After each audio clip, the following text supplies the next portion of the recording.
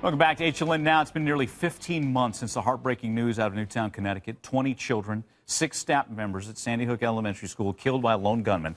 That gunman turned out to be 20-year-old Adam Lanza. For the first time, his father, Peter, is speaking out about the massacre and speaking out about his son. Susan Candiotti has that.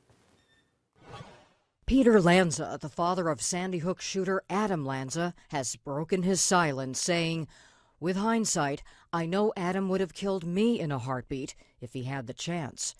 In his first interview since the horrific shooting in Newtown, Connecticut nearly 15 months ago, Lanza tells the New Yorker magazine he has met with 2 families of his son's victims, saying, "A victim's family member told me that they forgave Adam after we spent 3 hours talking. I didn't even know how to respond." 20 little children, 6 adults. Unimaginable horror grips the nation. Police have now identified a school shooter as Adam Lanza. Lanza says when he realized what happened, he called his wife at work, telling her over and over, "I think it's Adam. It's Adam." Lanza says he knew his son had problems, but he was difficult to treat. In his words, he did not want to talk about problems and didn't even admit he had Asperger's. Lanza also describes changes he saw in his son. It was crystal clear something was wrong. Asperger's makes people unusual, but it doesn't make people like this. Authorities later found that Adam had holed up in his room, windows covered by black garbage bags seen in these photos. Peter Lanza says as things got worse with his son, Adam's mother, Lanza's ex-wife Nancy, cared for him primarily. In his words, she wanted everyone to think everything was okay. He adds she didn't fear her son. She slept with her bedroom door unlocked, and she kept guns in the house, which she would not have done if she were frightened.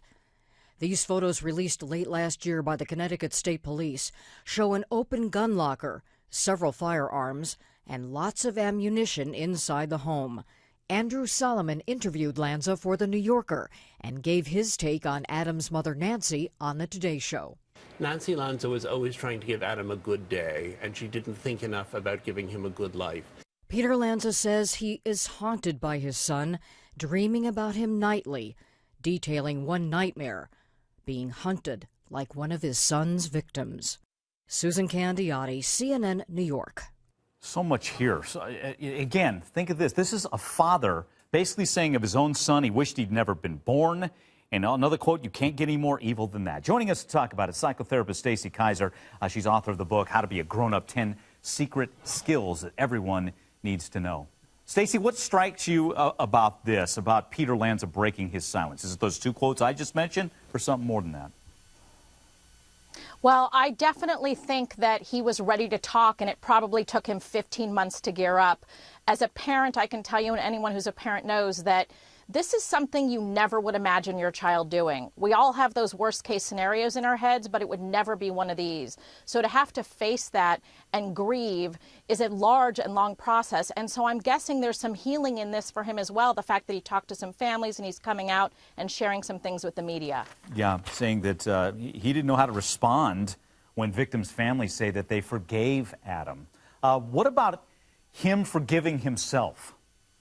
There's got to be, and I'm not trying to heap any guilt upon him, but no parent wants to be a failure, especially to this degree, right?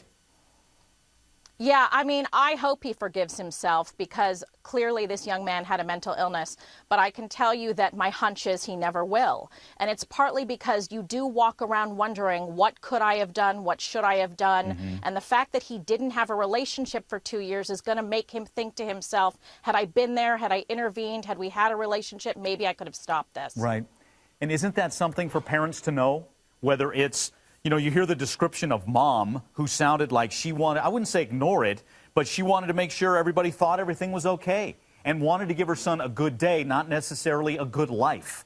Is something being ignored? And a lot of parents do that, right? We don't want to believe the worst.